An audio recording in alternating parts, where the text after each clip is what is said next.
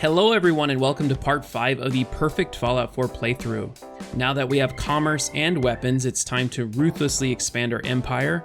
I've picked up most of the settlements at this point, though I don't want to delve into the DLCs or the main story yet, so I am missing a few. As I expanded, I needed to decide how to link my settlements with supply lines. While most of my viewers probably already know about this, it's good to go over supply lines. First, in order to unlock supply lines, you need the local leader perk, which requires 6 charisma. Supply lines are connections that you can make between your settlements. When the settlements are connected, they share food, water, and building resources. The workshop inventories are still independent, but if a connected settlement doesn't have enough food or water production, they will use resources from connected settlements, and the same goes for resources for settlement building. In order to link the two settlements, you need to assign a settler from one settlement as a provisioner, with the target being the other settlement. You can see your links via your Pip-Boy map. As long as all of your settlements are connected to the chain, they will share resources with each other. The choice of how you link settlements is one that is almost purely aesthetic, and some people don't really care, they just link them conveniently as they expand. I like to have some kind of structure. There are a few interesting ways to do this. First, you can just link everything in a large circle. I think this is the most common way that people set up their settlements, but it's not my favorite look. Another way to link your settlements is by creating trading hubs which expand to outer settlements. In this case, Starlight Drive-In, the Slog, Bunker Hill, and Jamaica Plains serve as the hubs. I like this because it makes sense logistically, but I don't like how it makes my map look. Personally, my favorite way is to combine the two. It's a circular setup with trading hubs which extend outward to reach the outer settlements. It looks good and it makes sense to me, and it's fairly flexible, which is important as we incorporate DLC content into our settlements. How do you personally set up your settlement chain? Let me know in the comments below. As we expand our settlements, it's important to provide them with the necessities.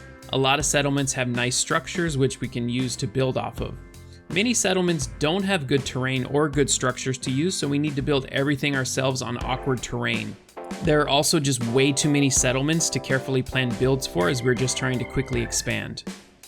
In the future, I may come back and revisit the settlements to give them a more unique feel, but for now I just want to get them up and running. This is why it's good to have an efficient generic structure that you can build quickly to set up your settlements for success. I just want to show you what I do, and I'll use one of the worst settlements in terms of terrain and usable structures, which is Coastal Cottage. This place is just a mess of broken buildings and a weird cave that you can't do anything with. To start, I find a good area in the center of the settlement with some space. I build a 3x3 cement floor to set up. These are nice because they're able to clip through a lot of junk on the ground without needing any mods. From there, I build walls on the first floor and set up stairs to go to the second floor.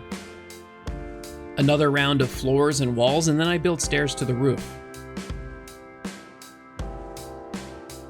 On the roof, I use scaffolding to give turrets more height. Height is the key to defense. I have the high ground! I set up turrets in the corners of the structure facing in all directions, and then I set up my generators and settlement beacon. I also like to put a Minutemen artillery piece to improve my artillery coverage across the map and give a little boost to my overall defense for the settlement. Inside, I set up the beds. I like to leave enough space to at least make it look like people could squeeze into their beds. With my charisma, I need around 25 beds for when the settlement fully populates. I also like to set up lights and make sure they function. Although settlements can borrow food and water, I like to allow settlements to be self-sufficient with water pumps and McCready's favorite mute fruit. I never knew you could do that with mute fruit. Sure, it's Fallout 4's version of gentrification, but it looks alright and it gets the job done.